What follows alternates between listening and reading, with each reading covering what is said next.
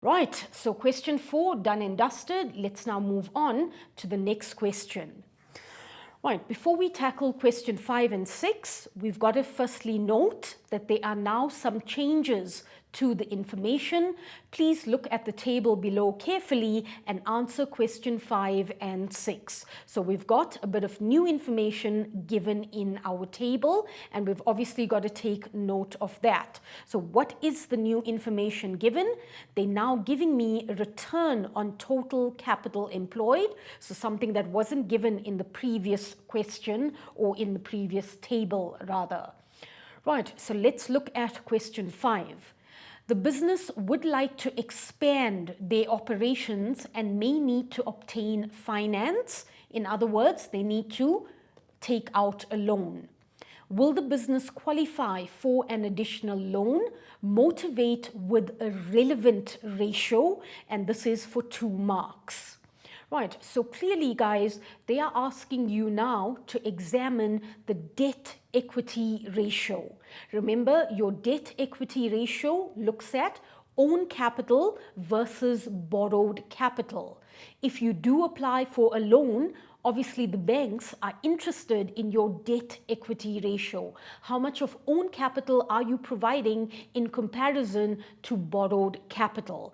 Should we consider you to be low risk or high risk? And obviously they then make their decision based on this. Right, so let's look at the debt equity ratio. So given to us, we don't have to calculate. So your debt equity ratio 2019, 0.7 is to 1. 2020, it's 0.4 is to 1. So immediately we can see there's been a decrease, or you could say there's been an improvement. Remember, the lower the debt equity ratio, the lower the risk you present to the bank. Okay, banks would consider you to be low risk. Right, so let's mention that the debt equity ratio, so your debt equity ratio has improved, right? Remember, a decrease means it has improved. Okay, it has improved from 0.7 is to 1 to 0.4 is to 1. Now remember guys, how do I read a debt equity ratio? Let's take 2020 as an example. For every 1 rand of own capital, I only rely on 40 cents of borrowed capital. Make sure you understand the ratios. Remember, we spoke about this earlier on. Right, so when I read the ratio 2019, for every 1 rand of own capital, I relied on 70 cents of borrowed capital. 2020, there's been an improvement. For every 1 rand of own capital, I'm relying only on 40 cents of borrowed capital. So clearly we can see there's been an improvement in the debt equity ratio. Right, as you can also see, the business is low geared. And remember, low geared means the business is low risk. And as a result, remember, once you are low risk and will obtain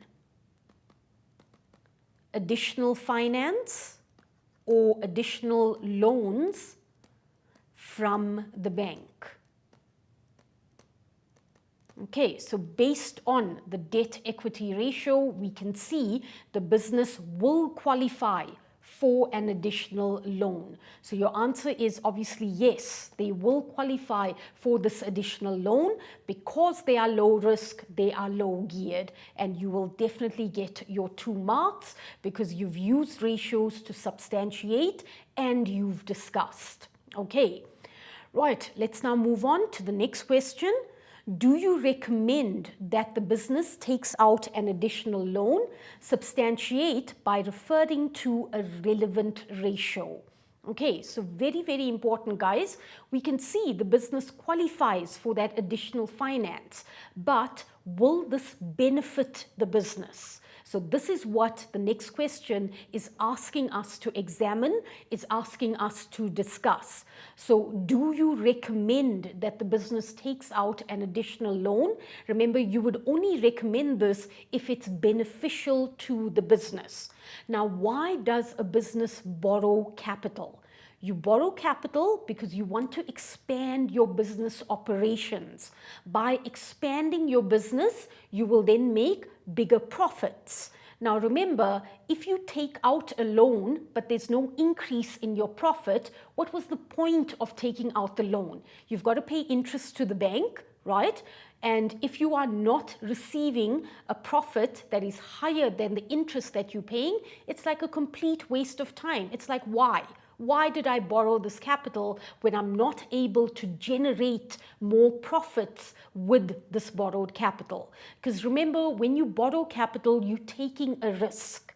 And obviously that risk, you are taking that risk in the hope that you will increase your profits. Right, so which ratio is going to tell us whether or not it's beneficial to the business? Okay, I can hear you guys. Right, return on total capital employed or return on average capital employed. It's the same ratio. So let's go to our table. Return on total capital employed.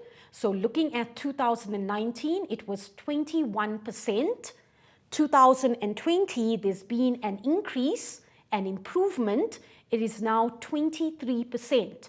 So I'm using the bank's money and I'm able to generate a profit of 23%.